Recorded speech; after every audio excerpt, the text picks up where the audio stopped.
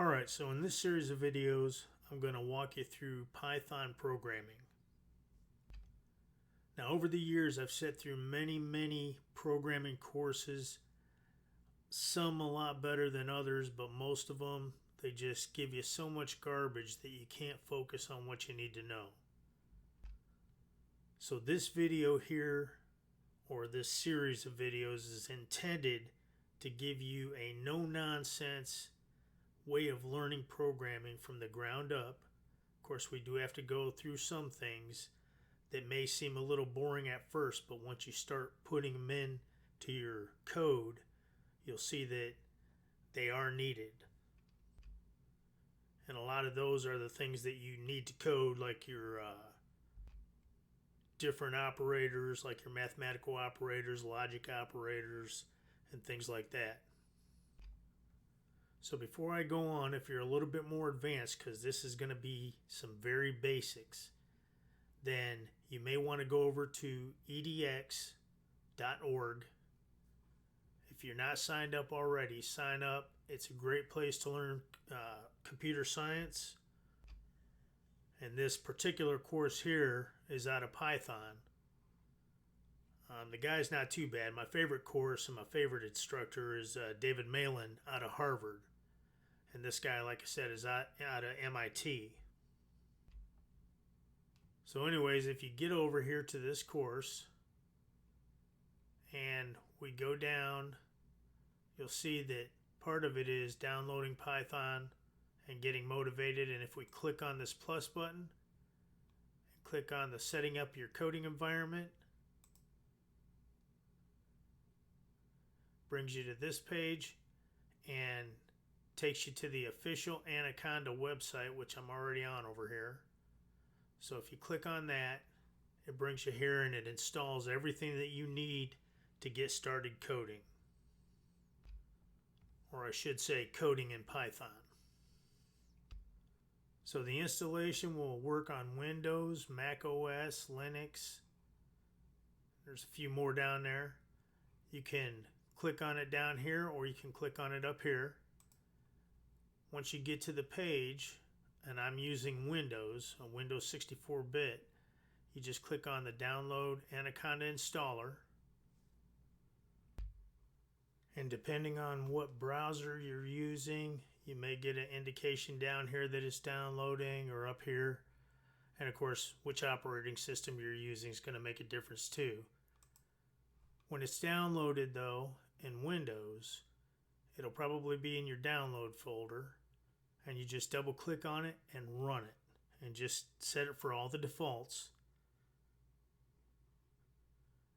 And then once you do that, which I'm not going to go through that, I've already done that, then when you type in Anaconda down here in your search engine, you can see we have this navigator. We've got a prompt, which is like a terminal, old school way of doing it. We've got Spider, which is our IDE, or Integrated Development Environment. So one of the first things I'm going to show you is this Anaconda Navigator. So if we click on that, you see a couple of these things pop up here.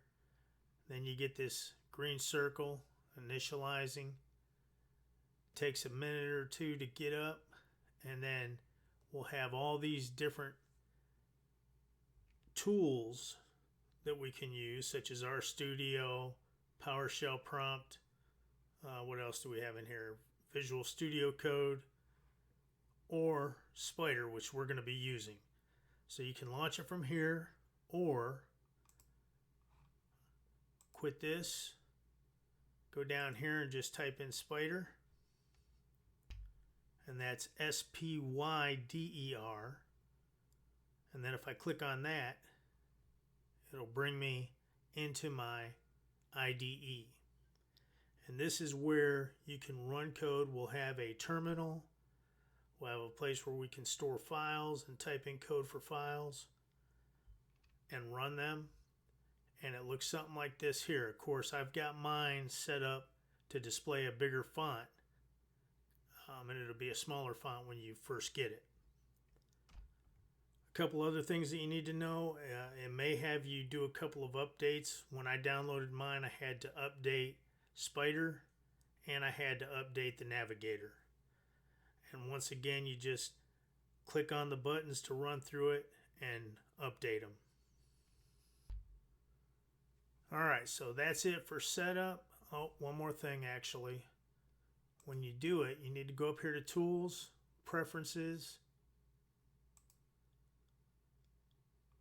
and then click on Run here and make sure that this block is checked. Remove all variables before execution. Click Apply and then OK. And that is pretty much it for setting up your environment. If the font is too small, once again you can go to Tools, Preferences. When it comes up, click on Appearance, and then just change the size of your fonts here. You can also change your fonts if you want. Click Apply and OK. And that's pretty much it for setting up your environment. In the next video, we'll go ahead and get started with some of our operators and explaining what and how they work. So thanks for watching. We'll see you in the next video.